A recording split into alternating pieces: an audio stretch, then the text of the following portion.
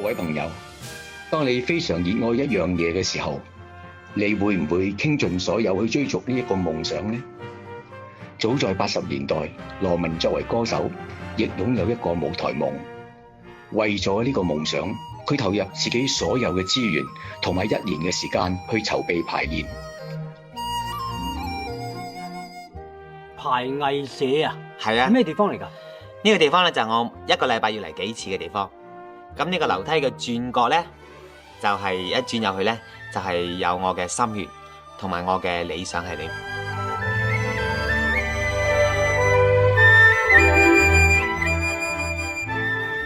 為咗佢推咗19部戲，全身心咁去打造香港第一部粵語音樂舞台劇。呢個就係《白蛇傳》。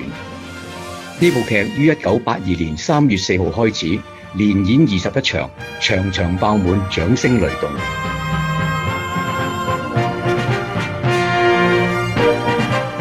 經典永不流逝。43年後今日，2025年3月4號，羅文紀念網站將特別同大家重溫呢段羅文實現夢想嘅經典表演。而家就等我哋一齊開啟呢場精彩絕倫嘅《白蛇傳》回憶之旅。